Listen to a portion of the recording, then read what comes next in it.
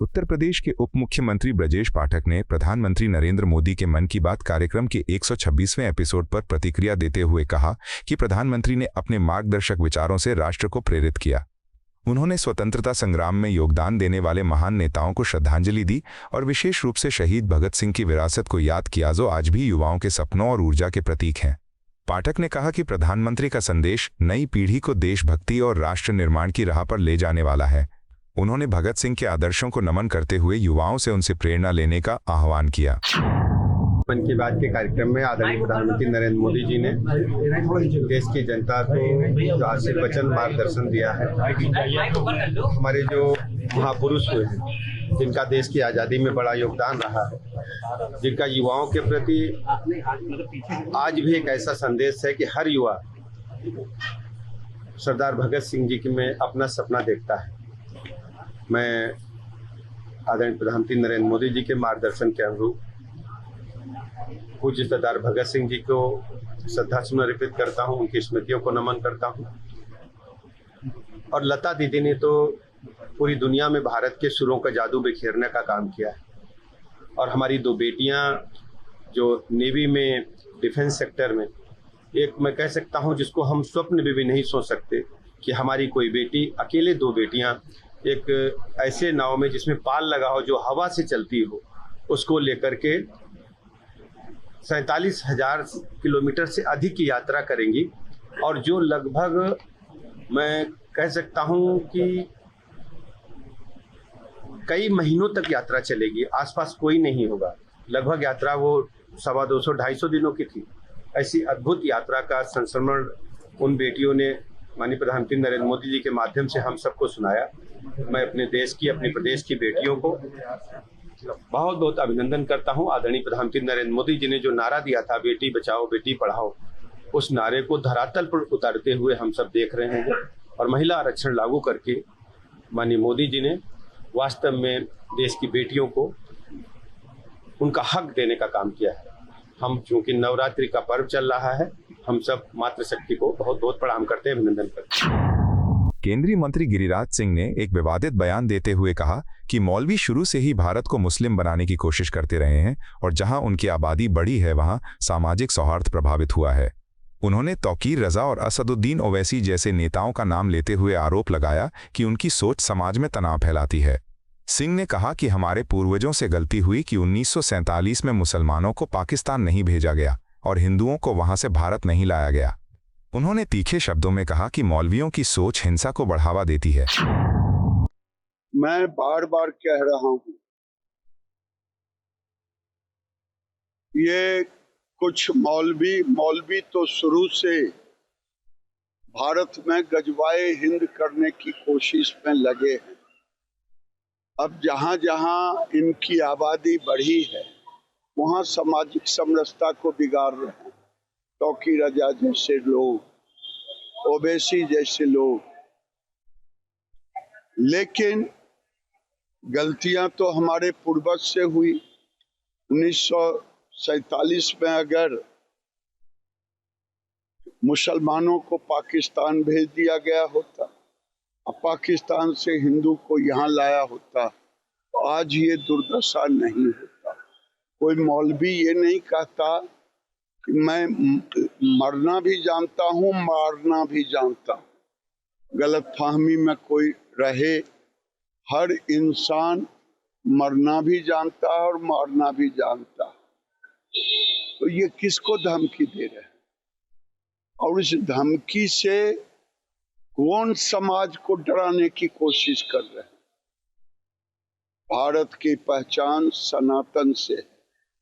और मैं उन मौलवियों से कहूंगा कि आपका डीएनए और हमारा डीएनए यानी हिंदुओं का डीएनए एक ही है, एक ही पूर्वज के हम खानदान हैं। कोई बाबर के डीएनए का कोई हिंदू औरंगजेब के डीएनए का नहीं। तो ये धमकी ना दे तो ज्यादा। दिल्ली की मुख्यमंत्री रेखा गुप्ता ने राजधानी में नई परिवहन सुविधा की बड़ी घोषणा की है।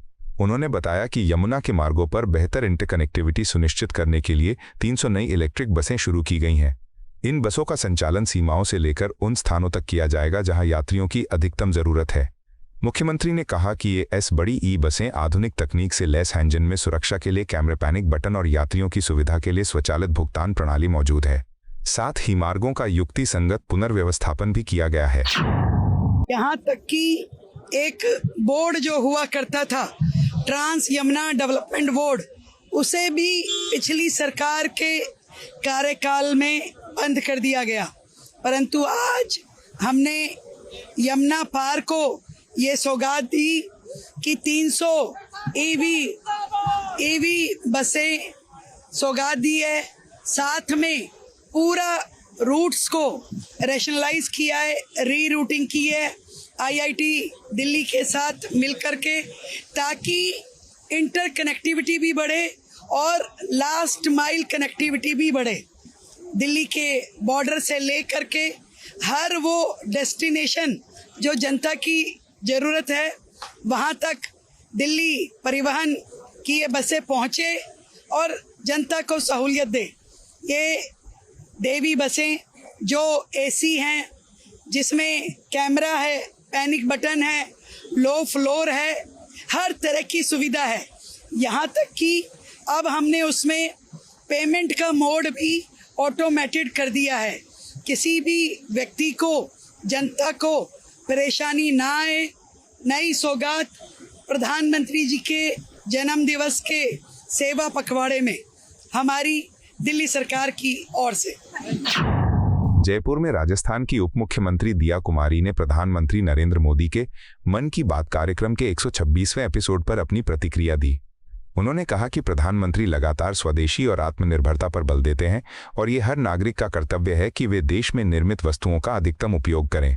दिया कुमारी ने युवाओं और समाज से अपील की कि वे लोकल के लिए वोकल मंत्र को जीवन में अपनाएं और भारतीय उत्पादों को बढ़ावा दें।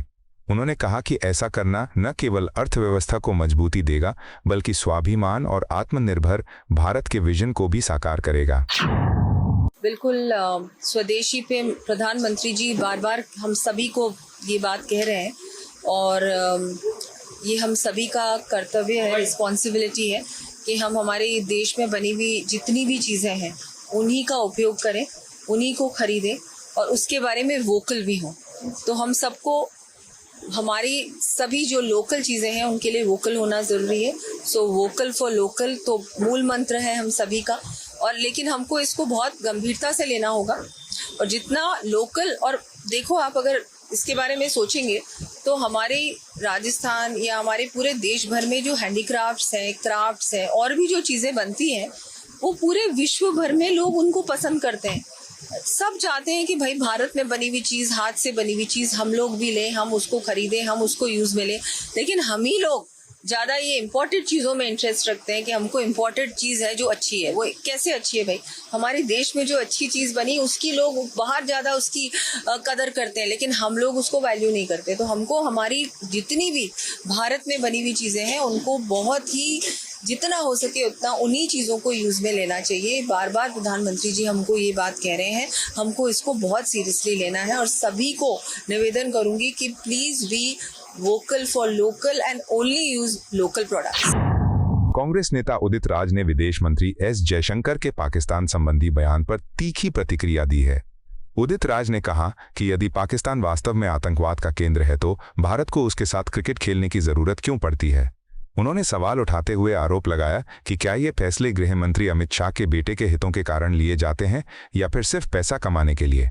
उदित राज ने कहा कि सरकार को इस मामले पर दोहरी नीति से बचना चाहिए और स्पष्ट रुख अपनाना चाहिए ताकि जनता को सच्चाई पता चल सके। उनका ईपी सेंटर है तो बीजेपी और मोदी सरकार भी तो उसका सहयोगी है। वो कैसे कि भाई जब वो आतंक का वो केंद्र है तो आप उससे क्रिकेट कैसे खेल रहे हैं? तो आप एक तरफ तो जनरल असेंबली में पाकिस्तान को आतंकवादी कहते हैं और बुरा भला कहते हैं, दूसरी तरफ क्रिकेट खेलते हैं क्योंकि अमित शाह के बेटे का इंटरेस्ट है, अमित शाह का इंटरेस्ट है, रुपया कमाने का इंटरेस्ट है। तो ये दोहरा चरित्र जयशंकर का नहीं है। सर, एशिया कप में एशिया कप में आज भारत पाकिस्तान का फाइनल मुकाबला है, सोशल मीडिया पर जंग का माहौल बना हुआ है। देखिए ऐसा है कि ये जो आम जो दर्शक होता है वो सोचता है कि जो देख रहा है वही है।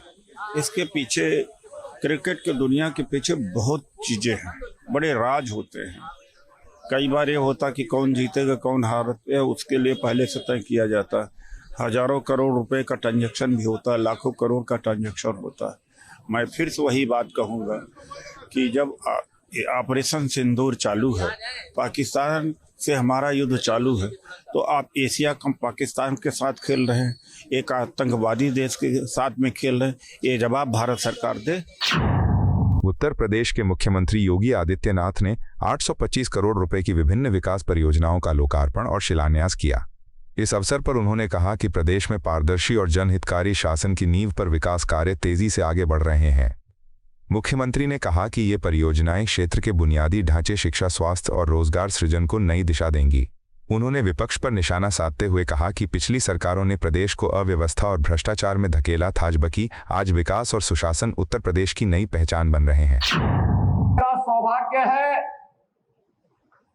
कि नवरात्रि के अवसर पर इन कार्यों के बहाने मुझे मां पाटेश्वरी के दरबार में शीश नवाने का अवसर प्राप्त हुआ है।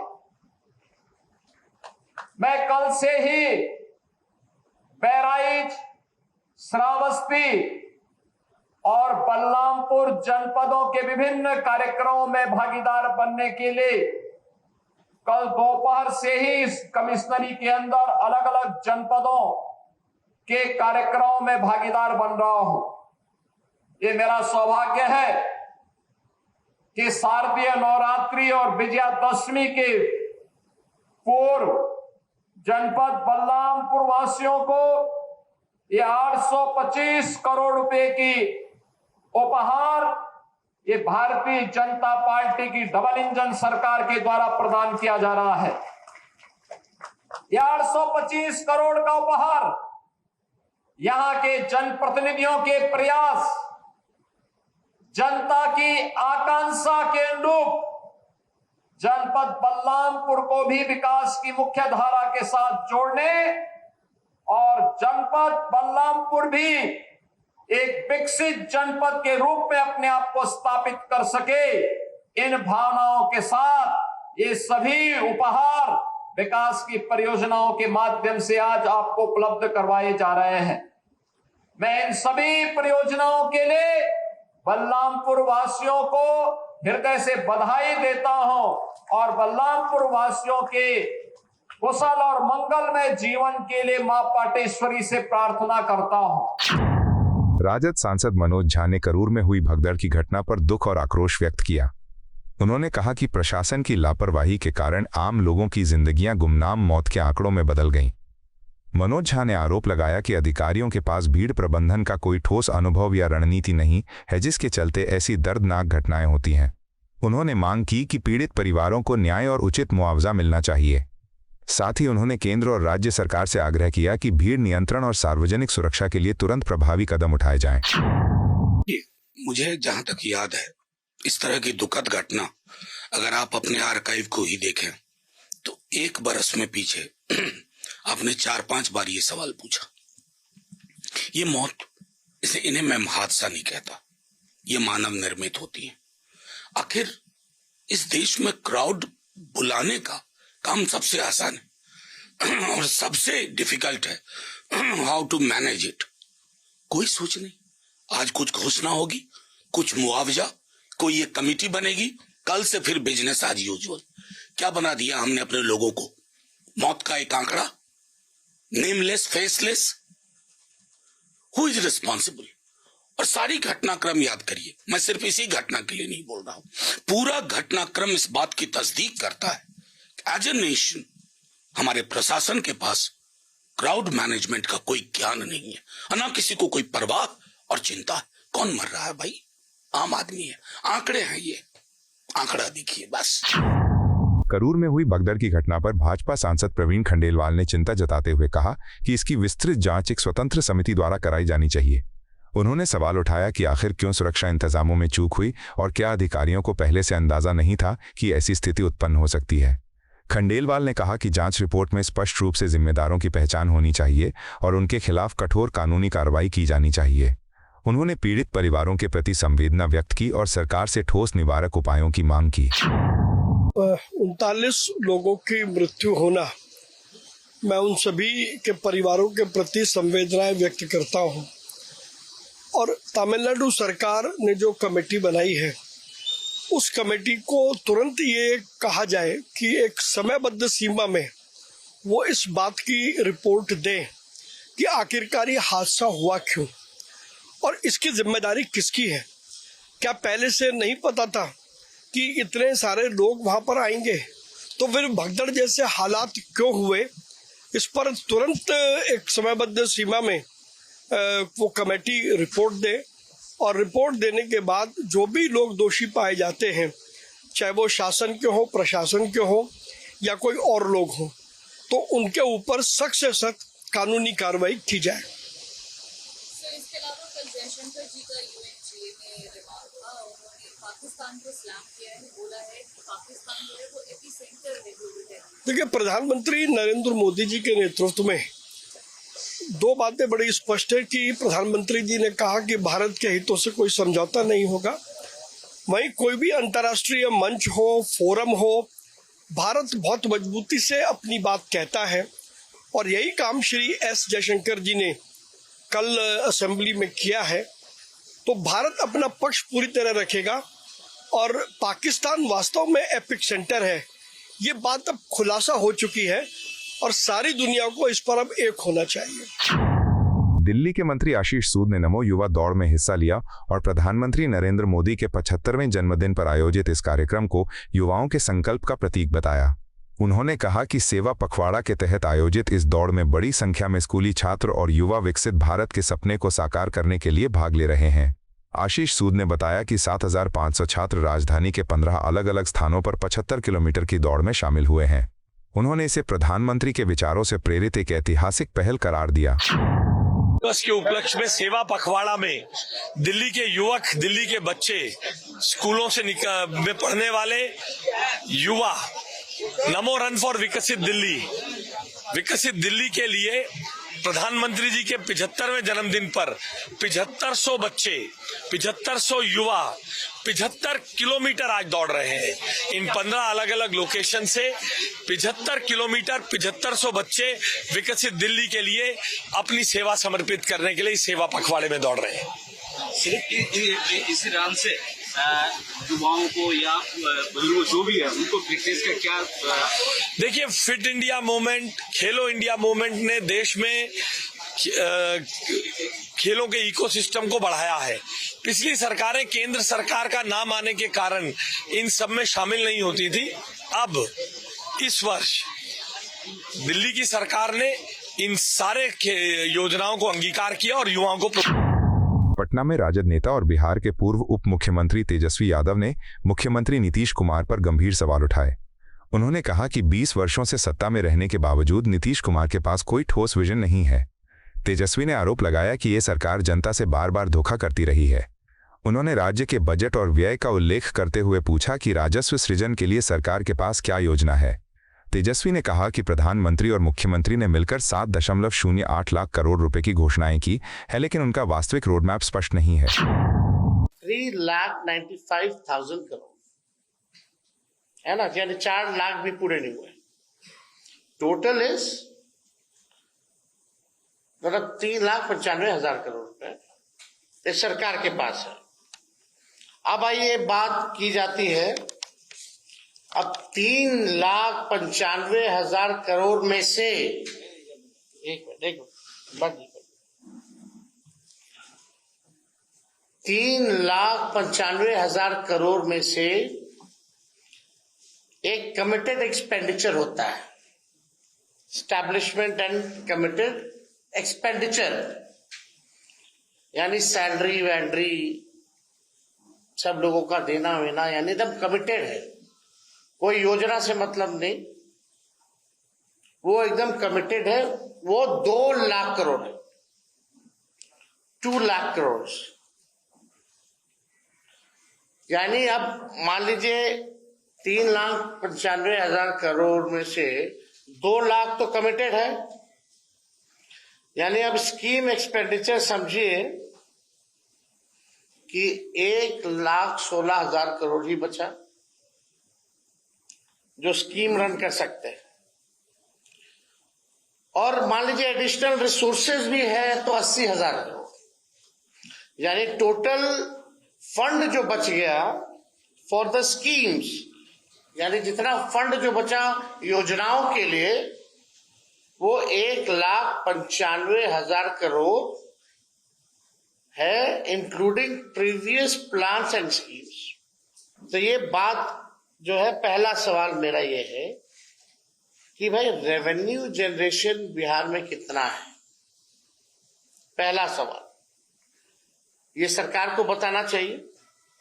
और कैसे ये सरकार, मुख्यमंत्री जी जो है, बढ़ाने का काम करेंगे। आपको यह वीडियो पसंद आया हो तो इसे लाइक करें, हमारे चैनल को सब्सक्राइब करें।